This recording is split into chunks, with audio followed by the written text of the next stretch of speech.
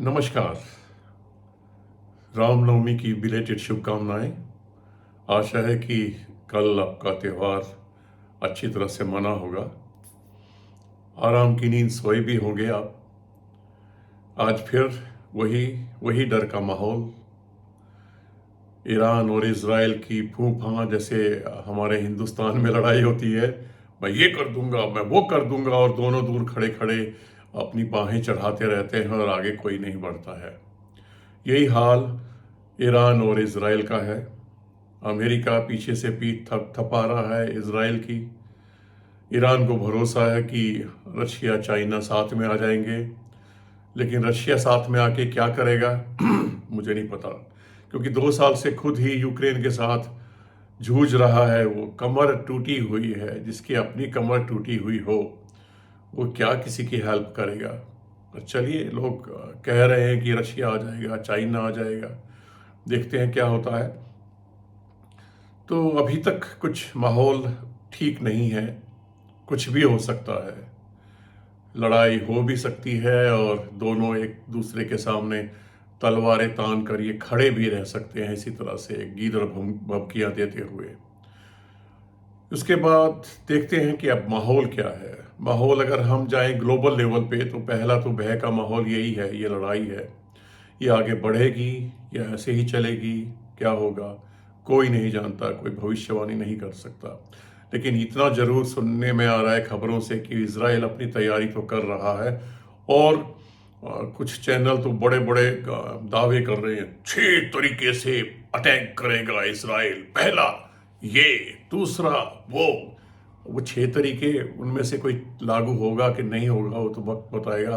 लेकिन हमारे सारे न्यूज़ चैनल ने लड़ाई ऑलरेडी डिक्लेयर कर दी है कि इजराइल ने हमला कर दिया है या कर रहा है। लेकिन मैं तो तलाशता रहा चैनल्स को, मुझे लगा नहीं, कहीं भी मिला ही नहीं कि कहीं लड़ाई का कुछ आसार है। लेकिन हाँ, तैयारी तो दोनों कर ही रहे हैं, और अमेरिका भी तैयारी कर ही रहा होगा, क्योंकि हथियार जो बेचने हैं, धंधा है भाई, धंधे की बात है। चलिए, पहला तो ग्लोबल मार्केट में कारण जो है डर का माहौल है लड़ाई की वजह से। दूसरा, इंटरेस्ट रेट, पता नहीं हर हफ्ते नया स्टेटमेंट आ जाता है, तो लग रहा है कि उसमें भी शायद देरी हो सकती है। इससे भी अनिश्चितता का माहौल बना हुआ है मार्केट में। तीसरा, अभी रिसेंटली मॉरिशस के लिए हमारी सरकार ने कुछ एक नया स्ट्रक्चरल चेंज किया है कि भाई एफपीआई में टैक्स देना पड़ेगा। तो देखते हैं वो वापस होता है नहीं होता। उसका विरोध तो हो ही रहा है और हमारे हक में भी नहीं है वो। इसके बाद खबर आती है कि मॉनसून कैसा होगा, वो भी है। इलेक्शन का भी थोड़ा बहुत असर होगा। इलेक्शन तक तो मुश्किल है, क्योंकि अभी तो कुछ होना ही नहीं है। आचार संहिता लगी हुई है और 19 तारीख से शुरू हो जाएंगे इलेक्शन। तो इलेक्शन का असर तो दिखाई देगा 1 जून के बाद, जब एग्जिट पोल के नतीजे आने लगेंगे और एक्चुअल नतीजे आएंगे। और उसके बाद बजट तक माहौल इलेक्शन में रहेगा। इलेक्शन से पहले, बजट से पहले हमेशा रैली होती है, तो वो रहेगी। उसके बाद तो फिर जैसा भी होगा खबरों के हिसाब से मार्केट चलेगी। तो ये हुआ माहौल हमारा नेशनल और इंटरनेशनल। एक और चीज है, मेटल्स, बड़ा धुआंधार तेजी है। सोना चांदी बढ़ते ही जा रहे हैं, बढ़ते ही जा रहे हैं। अब ये सोना बढ़ क्यों रहा है? तो जब मैंने खबरों को तलाशना शुरू किया तो पाया कि सेंट्रल बैंक बहुत बड़े बड़े कंट्रीज के और छोटे छोटे कंट्रीज के सोना खरीद रहे हैं। हैरानी की बात तो ये होगी कि हमारे आरबीआई ने लास्ट ईयर पूरे साल में 17.5 टन सोना खरीदा था, और इस साल केवल 2 महीने में, जनवरी और फरवरी में 13.3 ऑलरेडी खरीद लिया है। चाइना 1 साल से धीरे धीरे खरीद रहा है। चेक रिपब्लिक ने शुरू कर दिया है, सिंगापुर खरीद रहा है, पोलैंड खरीद रहा है, अमेरिका खरीद रहा है। अमेरिका का भंडार तो 8,000 टन को पार कर गया है।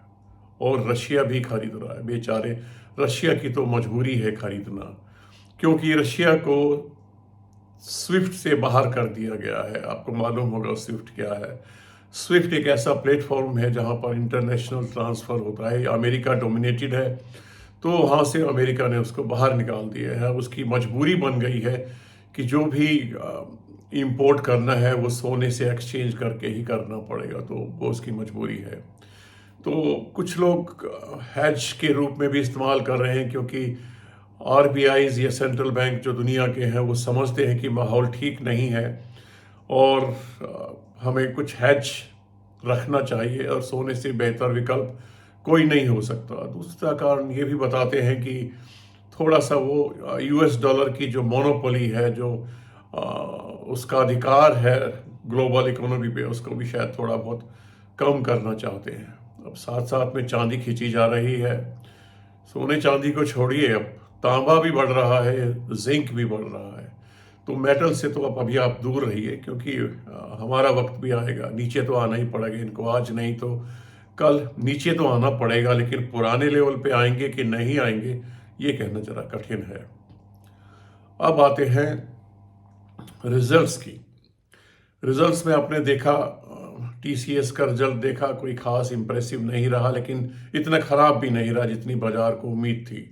बाजार सोच रहा था कि बहुत पुअर रिजल्ट आएगा, लेकिन ऐसा हुआ नहीं। लेकिन टीसीएस के रिजल्ट के बाद बाकी आईटी कंपनियां पता नहीं क्यों नीचे गिरती जा रही हैं। स्पेशली इन्फोसिस को देखिए आप, इन्फोसिस पिछले 2-3 दिन में 8% टूट चुका है, क्योंकि बाजार के जो दिग्गज हैं वो ये मान रहे हैं कि इन्फोसिस के रिजल्ट अच्छे नहीं आएंगे। तो आज आफ्टरनून में, यानी कि मार्केट बंद होने के बाद, इन्फोसिस के रिजल्ट आने वाले हैं। एचडीएफसी लाइफ के भी रिजल्ट आने वाले हैं, जिसको मान के चल रहे हैं लोग शायद इंश्योरेंस सेक्टर अभी इतना बढ़िया कर नहीं रहा है। ये आपने उसमें भी देखा, जो रिजल्ट अभी आए थे आईसीआईसीआई जनरल इंश्योरेंस के, अच्छे नहीं रहे। जो रिजल्ट आए उसमें टाटा कॉम के रिजल्ट भी बहुत अच्छे नहीं रहे, ओपीएम बहुत निराशाजनक रहा। तो उसके बाद एंजल वन का रिजल्ट थोड़ा अच्छा था, तो उसका दिखाई देगा असर आज की मार्केट में। एक और रिजल्ट जो इम्पोर्टेंट है आज आने वाला है, वो है बजाज ऑटो का। तो ये 3 रिजल्ट मेन है, एचडीएफसी लाइफ का है, बजाज ऑटो का है और तीसरा है इन्फोसिस का। तो इन पे नज़र रखिएगा। इन्फोसिस तो लगता है कि थोड़ा बहुत नीचे ही जाएगा और आपको खरीदने का मौका देगा अगर 1400 से नीचे चला जाता है। 1414 या 1415 के आसपास चल रहा है इस वक्त। तो ये तो हुआ माहौल। अब बात है कि हम क्या करें। अरे आप वही कीजिए ना जो मैं अक्सर कहता हूँ, मार्केट को भूल जाइए। मार्केट वैसे बहुत ज़्यादा गिरावट आज मेरी नज़र में तो होने वाली नहीं है। हाँ, थोड़ा बहुत कमज़ोर तो रहेगी, उठा पटक भी हो सकती है, वोलेटाइल भी रह सकती है। डिपेंड्स बाजार और कोई खबर ग्रहण करता है कि नहीं। जैसे कि अभी मुझे याद आया कि एक खबर इंपॉर्टेंट है, उसका असर भी दिखाई देगा, जियो का। जियो फाइनेंस ने ब्लैक रॉक के साथ 50-50 का जेवी किया है, जॉइंट वेंचर किया है, जिसमें वो लोग वेल्थ मैनेजमेंट और ब्रोकिंग का काम भी देखेंगे। ये खबर कुछ कंपनियों के लिए निराशाजनक हो सकती है, उनका धंधा जो है थोड़ा बहुत अफेक्ट होगा, स्पेशली जेरोधा और ग्रो जैसी कंपनियां। बाकी फ़र्क तो औरों पे भी पड़ेगा, ब्रोकिंग फर्म्स पे भी पड़ेगा, वेल्थ मैनेजमेंट वाली जो कंपनियां हैं उन पे भी, क्योंकि मार्केट से ही तो शेयर लेना है जियो को। तो ये खबर भी रह सकती है, जियो शायद थोड़ा बहुत दिखा सकता है तेजी। इसके बाद मैं बात कर रहा था मार्केट में हम क्या करें।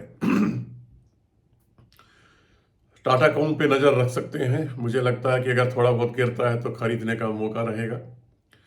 और स्टॉक स्पेसिफिक रही है, जैसा कि मैंने पहले भी बोला था, सोमवार को बहुत बढ़िया मौका था खरीदने का, मंगलवार को भी थोड़ा ठीक ही था, इतना ज़्यादा बढ़िया नहीं था, लेकिन गिरावट तो थी ही। स्टॉक स्पेसिफिक अगर आप रहे हैं तो आपने ज़रूर कुछ ना कुछ खरीदा होगा। मैंने नज़र रखी और जोर आजमाइश की। मैंने अल्ट्राटेक खरीदा, मैंने उसके बाद मैंने खरीदी एशियन पेंट, मैंने खरीदा। मेरा फेवरेट बाटा नीचे था 1338 या 39 पे, मंगलवार को 1339 पे और 1342 पे मैंने खरीदा सोमवार को, और आज भी इस पे मैं नज़र रखूँगा। टाटा कॉम पे भी मैं नज़र रखूँगा। उसके बाद मैंने क्या खरीदा, उसके बाद मेरा फेवरेट पोजिशनल और स्विंग ट्रेड वाले इंडिया बुल रियल एस्टेट को मैंने खरीदा। मुझे लगता है ये कुछ पैसा बना के देगा। बाकी इन्फीबीम पे भी मेरी नज़र रही, पर मुझे लगा कि थोड़ा और नीचे आना चाहिए, आईटी के खराब रिजल्ट आएंगे तो ये आईटी के शेयर भी मौका देंगे। एलटीआई माइंड ट्री भी मैंने खरीदा क्योंकि वो भी 3% से ज़्यादा टूटा हुआ था। 4600 कुछ पे खरीदा मैंने, एक्यूमुलेट किया मैंने। तो आप भी नज़र बना के रखिए, अल्ट्राटेक पे बना के रखिए, एशियन पेंट पे बना के रखिए। रिस्क नहीं लेना चाहते हैं तो HUL और ब्रिटानिया भी बड़े अच्छे दामों पर है। मेरी भी नज़र है और मैं धीरे धीरे एक्यूमुलेट कर ही रहा हूँ। बैंकों से मैं थोड़ा दूर रहा क्योंकि बैंक के जो रेट थे वो उस लेवल पे नहीं आया। HDFC तो बल्कि बढ़ गया और मैं तो सोच रहा था कि नीचे आएगा तो शायद थोड़ा बहुत देखूंगा। तो एक्यूमुलेट करते रहिए, स्टॉक स्पेसिफिक रहिए, घबराइए नहीं। डर, कहते हैं ना, डर के आगे जीत है। और मार्केट के बड़े बड़े लोग कहते हैं कि जब दुनिया डर में जी रही हो तो आप लालची बनिए। When everyone is in fear, be greedy। लालची बनिए।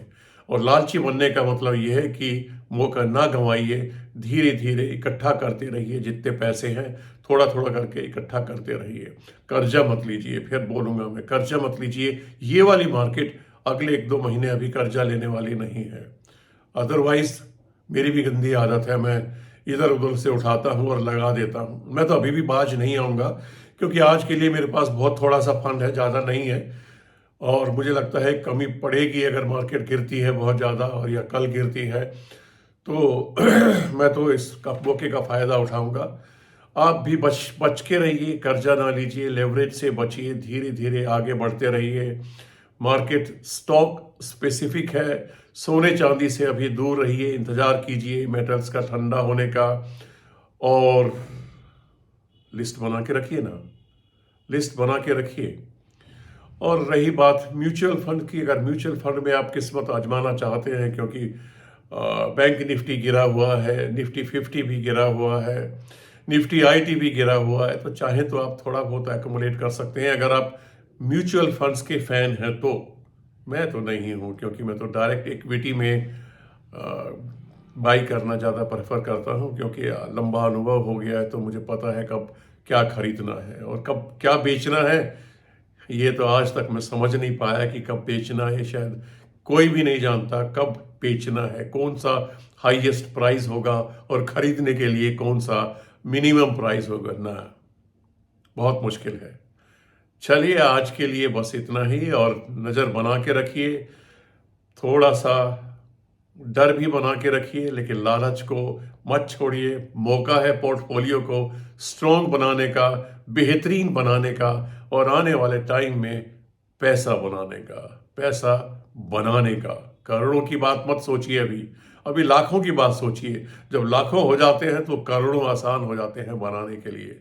चलिए मिलते हैं फिर अगली वीडियो में नई बात के साथ, नए अंदाज के साथ। मैं सोच रहा हूँ कि अगला वीडियो पोर्टफोलियो कैसे बनाएं उसके ऊपर बनाऊं, या इन्वेस्टिंग के ऊपर बनाऊं। इन्वेस्टिंग की सेकंड सीरीज मैं निकालना चाहता हूं, और काफ़ी लंबे समय से अटकी पड़ी है। देखते हैं किस तरीके से मेरी रिसर्च चलती है, और उसके बाद हम मिलेंगे बहुत जल्दी ही सोमवार को।